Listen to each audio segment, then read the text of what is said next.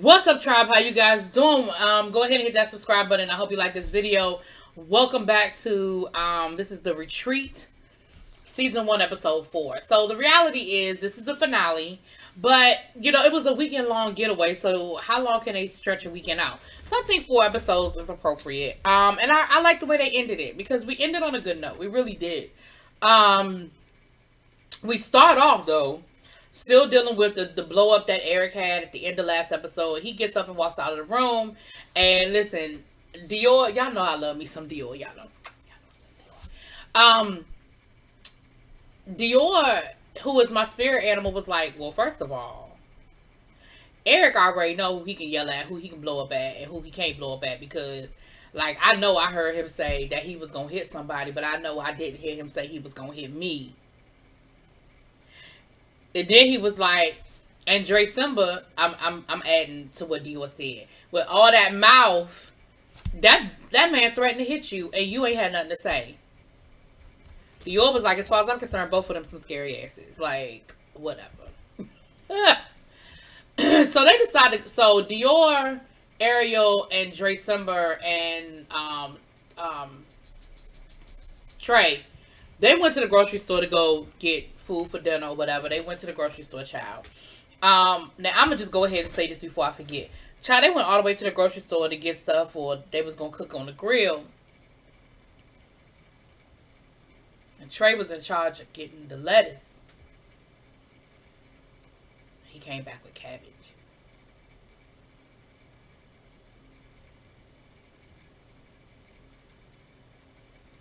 Now, he was like, well, I could have sworn I saw the sign that said lettuce. You probably did.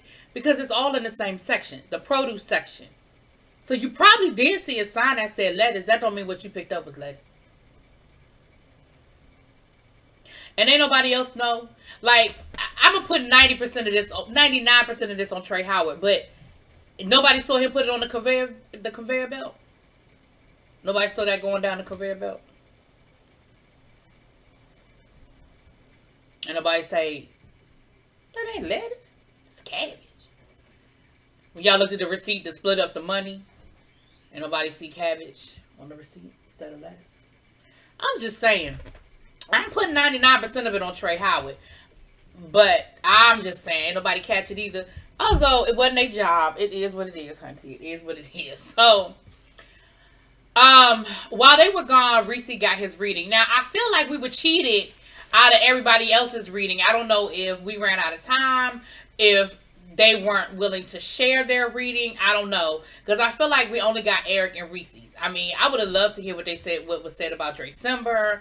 We know that Dre Simba got some, you know, volatile things going on with him. I don't know. I just would have loved to hear what everybody else's reading was. Now, did I miss it? Because I feel like I didn't hear it. But okay, so Reese's reading, now he said he's known,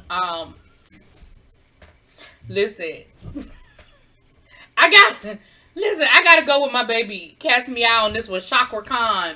I feel like Reese said that he known Chakra Khan for 3 years, and so they sort of have a rapport. He sort of has a little background. You know, we know that Reese has been helping take care of his mom, but they have not had the best relationship growing up, and so, you know, Reese is conflicted in that. Like, I love my mother. I love the growth that we've made and the progression that we've made. But at the end of the day, there's still a lot that's there. And so, ultimately, I mean, he got into the sun, the moon, the stars, the Cancer rising, the Aries setting, the moon child. He got into all of that. But ultimately, what it came down to was, Reese, you need to let that go. Because the last thing you want is for your mom to no longer be here, and you feel like I could have done more, I could have said more, I could have had a bigger relationship. I mean, better relationship, and that it didn't happen, you know. And Reese is like, he's right, you know. I do still very much have a wall, and I very much am holding on to things from the past, you know. So that was a good reading, and Reese said he wants to take that back and apply it, you know, be willing to let that go. You know, it's hard. Listen, it's hard. don't know if Chakra Khan look at our reviews or not, but I need a reading because I'm a Cancer. I don't know what my moon and my star and my sun is because I've looked that up before, but I don't remember none of it. But I just know that as a Cancer, I know that I will hold a grudge. I just know that I will. And it's hard for me to let go. So I understand where Reese, you know, that he wants to, and he has to an extent, but letting go all the way listen, I hold a, listen, I'm still mad at people from high school, and I don't even remember why I was mad at them, but I know I don't like them. I don't even remember how, why, I don't know how it started. I just know it is what it is. Anyway, so then they decided to play a game on the beach called Take a Seat or Take Several Seats or whatever the situation is. And there were just some, some beach exercises. They were doing some relay races, and they, then they got into this whole thing with the water, and they were throwing the buckets of water on each other, and they were chasing each other around on the beach. And I think in that moment, they just had a really good time. They really, really, really, had a really, really good time. And you saw in that moment them let all that stuff go. You know, I mean, Eric was laughing and joking with everybody. Dre Summer, like, they just let all of that go. I mean, that doesn't mean that everything was ignored and forgotten, but they definitely let everything go. Then they went in the house, and that daggone Dior told my son, he said, listen, I don't even like pools. And Trey Howard chased him down with that beach water. And he was like, listen, I don't even like pools. And he know how I feel about it. He said, I had to go and take me an immediate shower. I was like, for somebody who loves the water, who loves being in the water, oh, I can't understand it. But it is what it is. Dior, I'll take you swimming. Anyway, let me stop.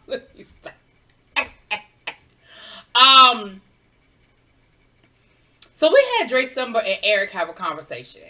And in that conversation, I feel like they came to an understanding of, listen, you said what you said, and I said what I said, and I just feel like, can we just find a happy place and move forward from here? We're the newbies. We supposed to be together. We supposed to be linked up and coming against these bitches.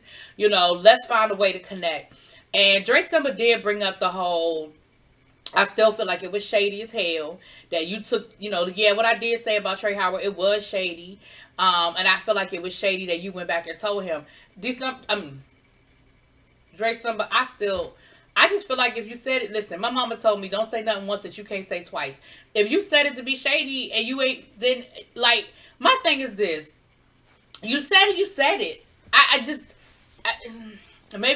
Listen, I just feel differently with this whole situation with Eric. Now, don't get me wrong. There's a lot of other things that I can have an issue with Eric, but that just ain't one of them. You said it. Don't get mad because he repeated it. You said it. Anyway, so we sit down to have dinner, and everybody said the food was good. Reese was a little hesitant because, Reese can cook. And, people who can cook are always very... they're very hesitant in giving the side eye to other people because they not sure what other people can and can't do. And, ain't always open about eating other people's food, But they were all sitting down. Again, I feel like the mood had been lifted, and they were sitting down, they were breaking bread, and they were enjoying the food. And it was just happy vibes,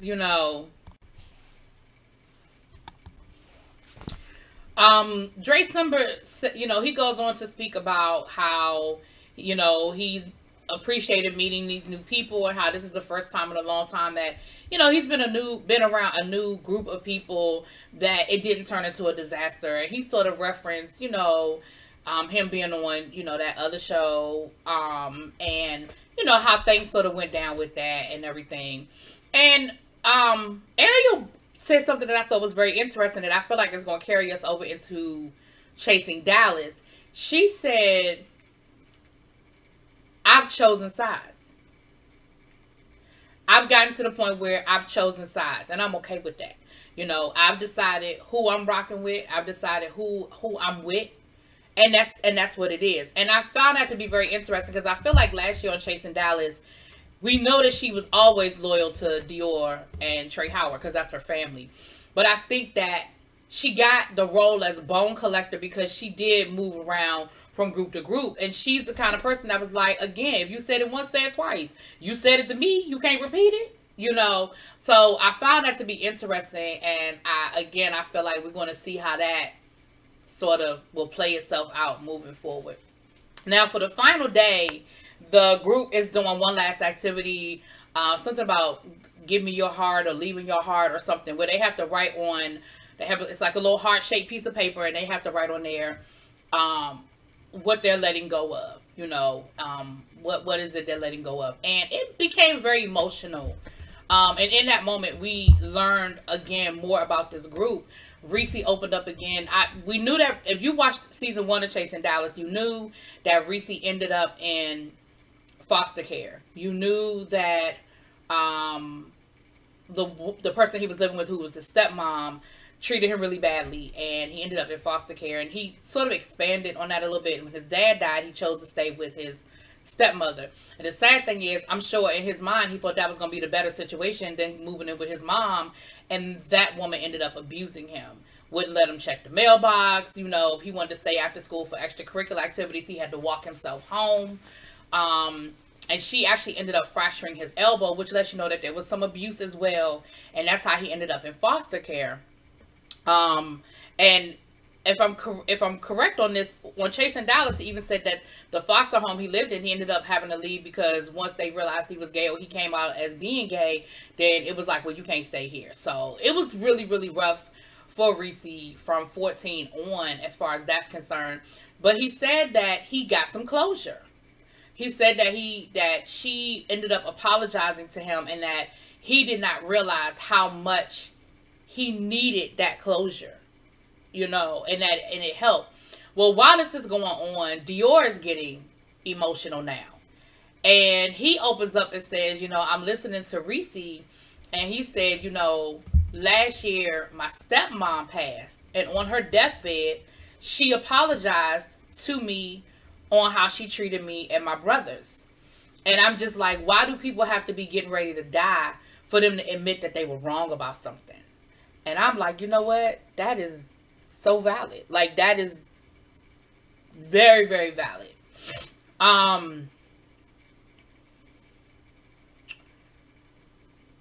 Trey Howard was very emotional through this whole situation. And what he ended up saying later was that he's got a lot going on. He's received some devastating news recently, something that he's not really ready to share or disclose.